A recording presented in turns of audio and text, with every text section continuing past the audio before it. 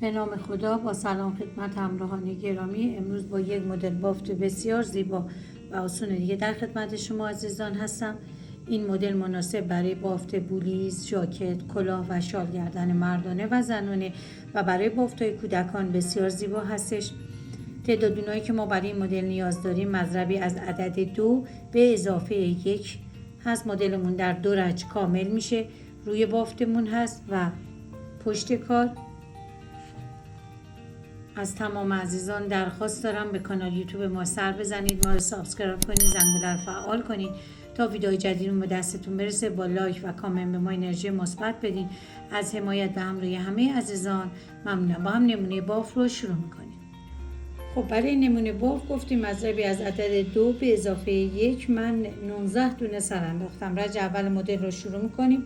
دونه اولمون که دونه حاشیه هستش تو رج اول میبافیم، در رج‌های بعد نبافته برمی‌داریم. مدل رو از اینجا شروع میکنیم. 2 تا به رو 1 2 یه ژوته 3 تا دونه رو از داخلشون یه نخ خارج میکنیم. بعد از دوتای اول این کار رو انجام میدیم.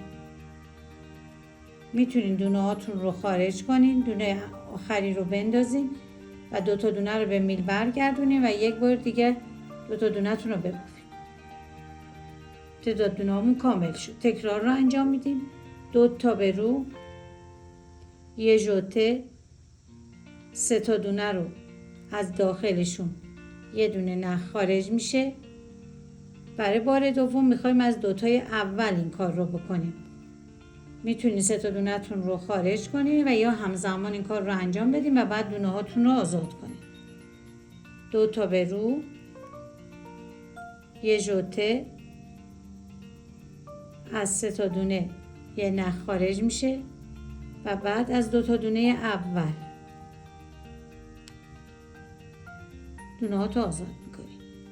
2 تا به رو دونه آخرم که میشه دونه حاشیه. میریم رج دوم. حاشیه رو برمیداریم.